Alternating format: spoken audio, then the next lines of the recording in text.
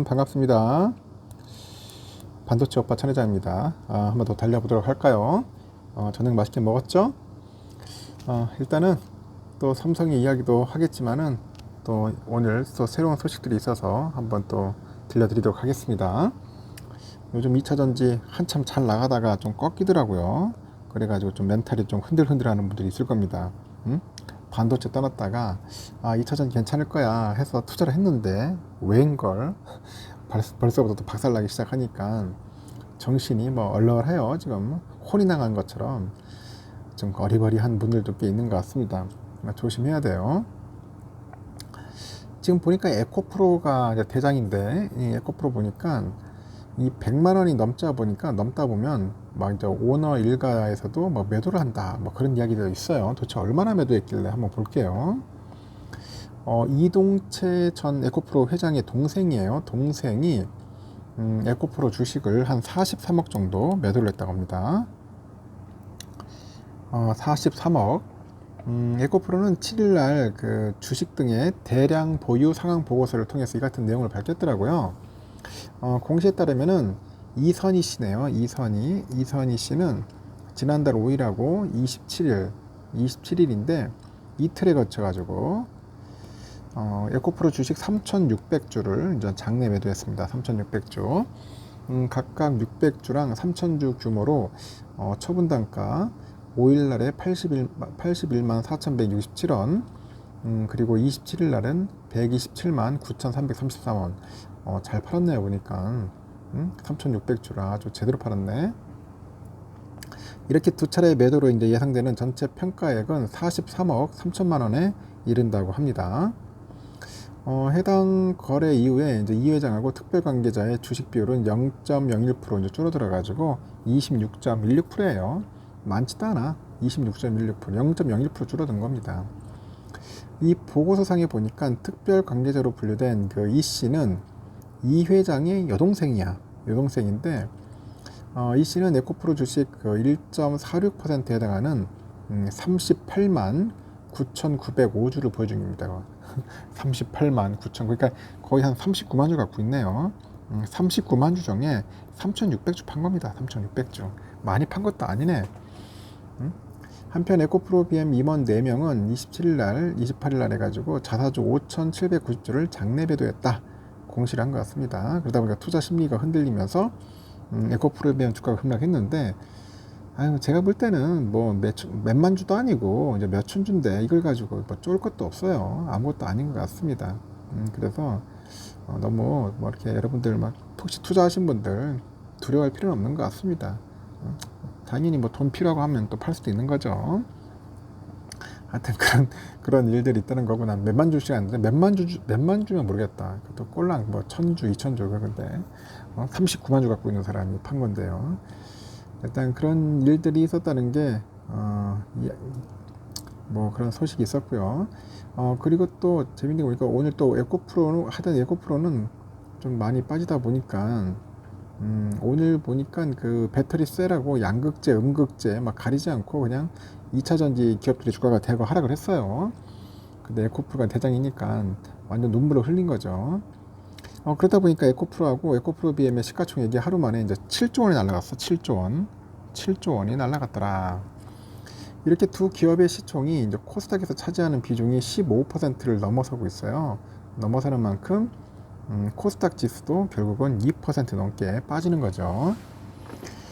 지난 3일에 에코프로 그룹이 실적을 발표한 이후에 증권가에서는 리포트가 이제 쏟아졌는데 에코프로 BM에 대한 10개 증권사의 평균 목표가가 38만 9,600원입니다.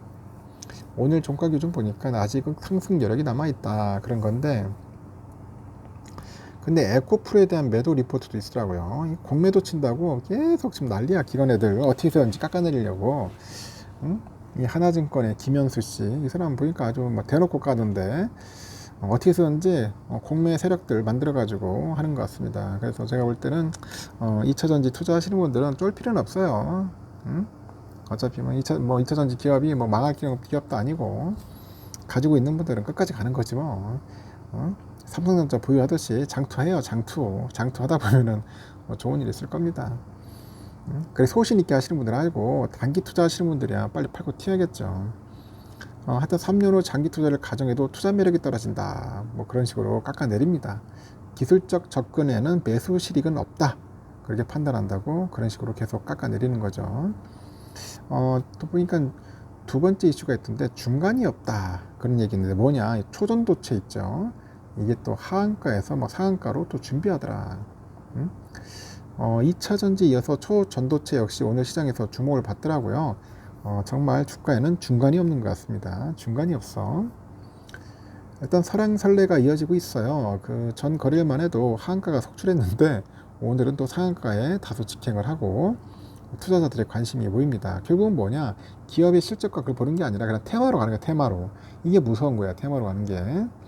그 실적이나 이런 거 봐야 하는데 연관성 있는지 뭐 하여튼 주가가 오른 건 해외에서 LK99를 재현하는데 부분적으로 성공했다. 뭐 그런 이야기가 있어서 그러는데 이게 부분적 성공인지 실제 성공인지는 한번 봐야 할 것 같습니다. 과학계에 따르면 현재까지 미국의 한 위성 개발 기업과 중국의 화중과학기술대 연구진이 샘플을 만들었다면서 영상을 공개를 했네요. 그래서 LK99를 초던조체로 보기 어렵다는 목소리도 많아요. 제가 볼 때는 국제학술지 네이처에서 연구자들은 여전히 매우 회의적이다 이렇게 전을 합니다. 전했고 인도하고 중국에서도 샘플을 만들긴 했는데 이 초던조체라고 보기는 어렵다 그런 연구 결과를 공개를 한 거예요. 그러다 보니까 아니다라는 그런 얘기가 있지.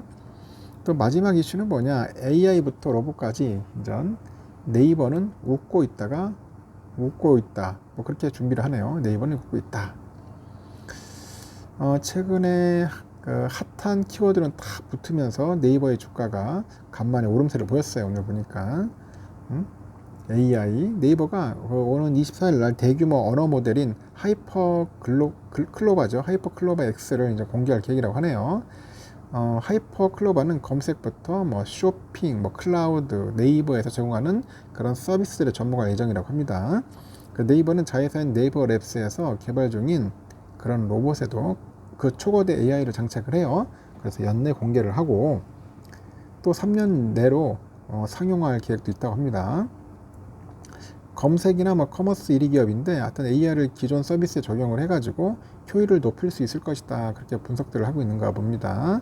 하반기에는 수익성 개선이 본격화되면서 재평가가 다시 시작되지 않겠냐 그런 이야기를 하는 것 같은데 그래도 제가 볼 때는 아직은 아닌 것 같아요. 뭐 반짝 오를 수 있지만은 제가 볼 때는 아직까지는 아닌 것 같다. 네이버하고 카카오는 좀 멀었다고 생각을 합니다. 좀 기다리셔야 돼요. 제가 볼 때는. 그러잖아 지금 초전도체에 관련된 그런 개미들이 많아요. 관심 있고 덤벼드는 개미들도 조심하십시오. 아직까지는 조금 올해 긴장의 끈을 놓치지 않았으면 좋겠습니다. 그리고 2차전지 투자하시는 분들도 너무 쫄지 마시고 그냥 단기적인 마인드로 하면 힘들어요. 여러분 못 버팁니다. 내가 진짜 2차전지 갖고 있겠다 뭐 삼성전자처럼 반도체를 갖고 오래오래 가겠다는 분들은 한번 더 배워보면 하는데 그렇지 않는 분들은 투자를 안 하셨으면 좋겠습니다. 조금만 주가 빠지면 난리 친다 난리 쳐. 힘들어가지고 이런 일들이 있었다는 거 여러분들에게 알려드리고 나중에 마지막 시간에 뵙도록 하겠습니다.